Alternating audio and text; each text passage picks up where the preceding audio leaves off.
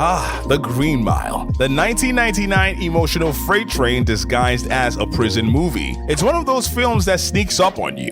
You think you're in for a slow drama about guards and inmates, and then suddenly you're ugly crying because Tom Hanks is holding a miracle worker's hand while lightning flashes dramatically in the background. This movie doesn't just tug on your heartstrings, it rips them out and plays them like a harp. Let's talk about it.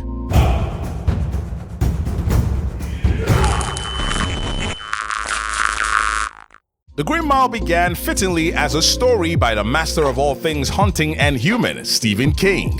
Unlike his usual doses of horror, this was a serialized novel released in 6 parts in 1996 about life, death, and the supernatural behind prison walls. Frank Darabont, who already struck gold adapting Stephen King's The Shawshank Redemption, read it and said, "Yeah, let's emotionally destroy audiences again, but this time with lightning magic and mouse tricks." Warner Brothers and Castle Rock Entertainment backed the project with Darabont writing and directing. The challenge? Making a 3-hour movie about death row that didn't feel like one. Spoiler alert, he nailed it. Darabont kept the pacing deliberate, not slow, but meditative, building atmosphere instead of relying on action. It's like Shawshank's more spiritual, more mystical cousin who read too much philosophy and cries during Pixar movies. The story follows Paul Edgecombe, a head prison guard at Cold Mountain Penitentiary in the 1930s. He and his team oversee the Green Mile, the lime-colored corridor leading to the electric chair. But when John Coffey arrives, everything changes. Coffey's a towering man convicted of murdering 2 girls, but he's gentle, childlike, and oh yeah, he can literally heal people with his hands. Over the course of the movie, we watch Paul's worldview shatter as Coffey reveals his innocence and divine-like abilities. Meanwhile, we get the world's most despicable prison guard, Percy Wetmore, and an inmate named Wild Bill Wharton who makes you wish capital punishment had a fast-forward button. By the end, the movie delivers a gut punch so massive it makes Marley and Me look like a TikTok comedy. By the power invested in me by absolutely no one, I hereby command you to, you know what, just consider subscribing to Moviematic. It's more of a strong suggestion, really. A vehement suggestion, I say. Alright, command mode off.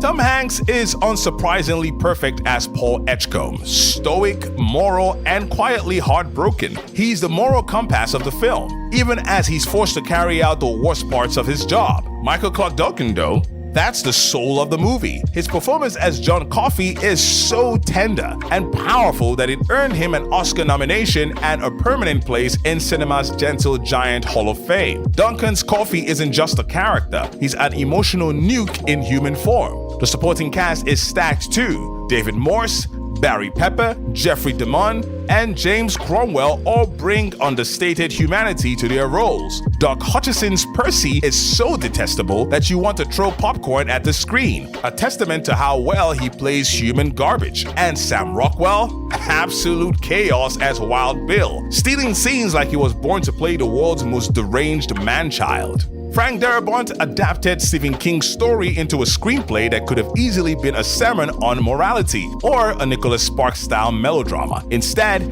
it's this perfect middle ground of grit and grace. Darabont directs with the patience of a man who knows emotion is better than spectacle. He lingers on faces, silence, and the sound of the electric chair warming up, all to make you squirm and think. Thomas Newman's score deserves a shout out too. It's haunting, ethereal, and the kind of music that makes you tear up while doing your taxes. Cinematographer David Tattersall gives the film its rich green and gold palette, making Death Row look oddly beautiful. It's the kind of aesthetic choice that says, you're gonna cry, but you cry in style. On a budget of about $60 million, The Green Mile pulled in over $286 million worldwide, proving audiences will show up for 3-hour prison dramas if they promise Tom Hanks and emotional trauma. Critics mostly loved it too. It holds strong approval ratings on Rotten Tomatoes and Metacritic, with praise for its performances, writing, and thematic depth. Roger Ebert called it a story that's not about crime and punishment, but about the nature of good and evil. Translation: It's the kind of movie that makes you reflect on your soul and your popcorn choices. The film snagged 4 Oscar nominations, including Best Picture and Best Supporting Actor for Michael Clarke Duncan, but lost to American Beauty, which, let's be honest, hasn't aged quite as gracefully. Fun fact, Michael Clarke Duncan got the role of John Coffey thanks to Bruce Willis, who worked with him on Armageddon and recommended him to Darabont. So, yes, technically we have Bruce Willis to thank for one of cinema's most heart-wrenching performances.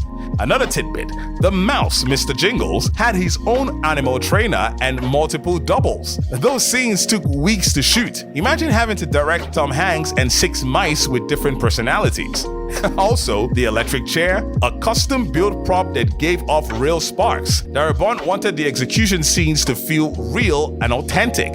And oh boy, do they. What sets The Green Mile apart from other prison dramas is its fusion of the supernatural and the deeply human. It's not just about men facing justice, it's about mercy, guilt, and miracles in a place built to end hope. The tone walks this wild line between realism and fantasy, like Shawshank Redemption meets X-Men if Professor X was a giant who cried a lot. It also refuses to let you off easy. You feel every injustice, every moral dilemma. The movie makes you question who deserves punishment and who's truly innocent. It's cinema as therapy, and the kind that leaves you emotionally dehydrated but grateful. Over 2 decades later, this movie remains one of those movies people call a masterpiece without hesitation. It's the film that cemented Darabont as the king of Stephen King adaptations and reminded audiences that genre doesn't matter when a story hits you in the gut. It's been referenced, parodied, and taught in film classes, mostly because it manages to be brutal and beautiful at the same time.